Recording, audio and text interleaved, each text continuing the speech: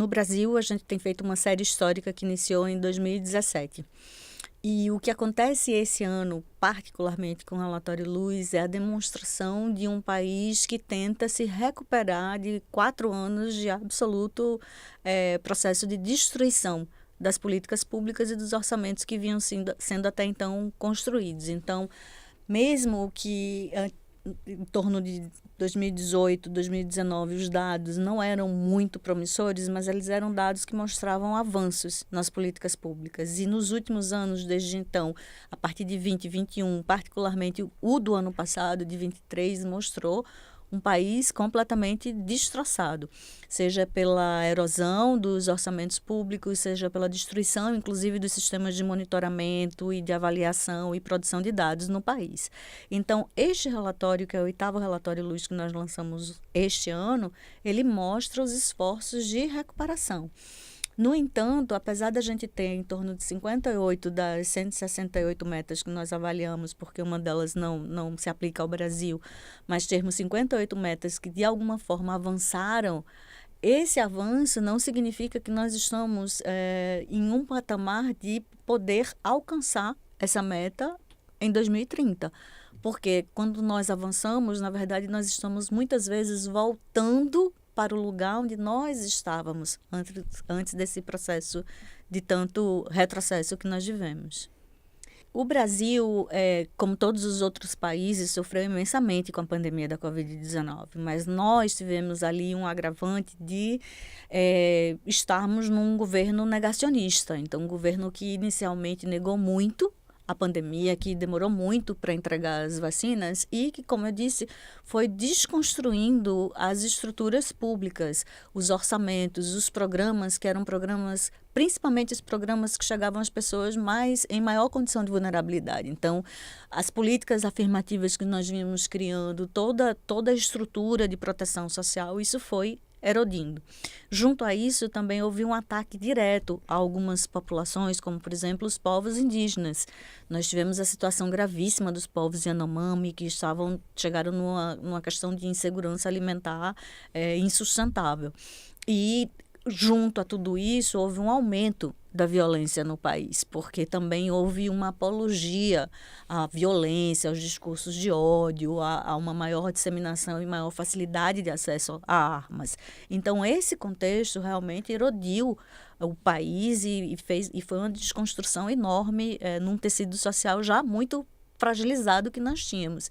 E o último aspecto também é que foi um governo muito contrário aos avanços das medidas de combate às mudanças climáticas, então à emergência climática. Então, um governo muito negacionista que fez com que nós não pudéssemos realmente apresentar respostas favoráveis nesse processo. Agora, o Brasil também está dentro, isso acho que é algo sempre importante da gente refletir, está dentro de um contexto de desigualdade muito grande, porque nós estamos na região que é a mais desigual de todas. Então, menos de 20% das metas de América Latina vão ter possibilidades de serem implementadas, e isso é muito grave, porque os nossos países, eles são países que eles não conseguem ainda se libertar de um modelo econômico que ele é baseado num sistema de produção e consumo que é muito insustentável. Então, os financiamentos públicos, eles deveriam ser alinhados aos projetos e os objetivos de desenvolvimento sustentável, mas eles ainda servem para fomentar e alimentar negócios que não estão nessa cadeia de desenvolvimento sustentável. Então, é uma conta que realmente não fecha. Nós temos algumas metas relacionadas ao oceano, por exemplo, que são metas que vinham, de alguma forma, ali protegidas. As metas que avançaram, e esse ano a gente teve 58 metas que avançaram, elas avançaram porque elas saíram de uma situação de estagnação ou de retrocesso e começaram a se mover. Então, o que a gente viu no Brasil, por exemplo, foi uma reestruturação da política de participação social, foi a reorganização da estrutura de ministérios. Então, por exemplo, o Ministério de Política para as Mulheres, o Ministério da Saúde, o Ministério que lida com clima e meio ambiente, Ministério que trabalha com todos os temas de seguridade social, e também foi criado um ministério, ou fortalecido um ministério realmente de direitos humanos, que tem trabalhado muito a questão do racismo estrutural. Agora, essa reestruturação ela ainda não vem acompanhada dos orçamentos, da destinação orçamentária necessária realmente para fazer com que esse conjunto de políticas se realize e que chegue para a maioria das pessoas. Nós temos no Brasil, infelizmente, um arcabouço fiscal que nos limita muito. É um fato positivo que nós saímos da emenda constitucional 95, que realmente colocava um limite muito, muito duro no teto de gasto para investimentos no campo social e ambiental, mas ainda assim o nosso arcabouço fiscal é muito de retrocesso. Então, nós não temos esse espaço. Não nos permite fazer com que a gente invista realmente em quem mais precisa e que aloque orçamentos para quem mais precisa. Um outro aspecto também muito importante que o relatório mostra é que, apesar desses esforços do governo federal, nós ainda temos um Congresso Nacional que impede os avanços. Então, mesmo que o governo federal, em várias áreas, tenha tentado avançar, o retrocesso no Congresso Nacional faz com que ele não possa efetivamente garantir que aquelas políticas aconteçam com os orçamentos necessários. Então, é uma disputa de orçamento, uma disputa de poder que tem realmente resvalado nas pessoas, fazendo com que os direitos das pessoas não possam ser alcançados e cumpridos.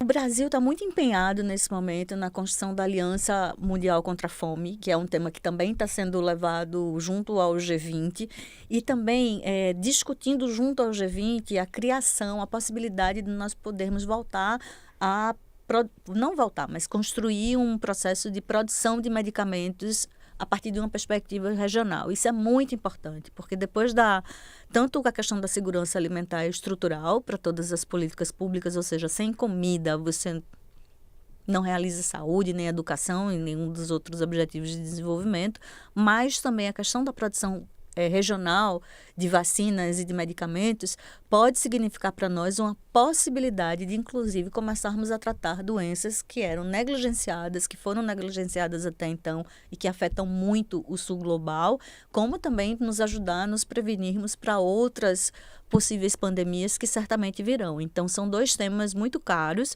e eu acho que os dois temas dialogam. O terceiro aspecto é um esforço que precisa acontecer para uma transformação na economia.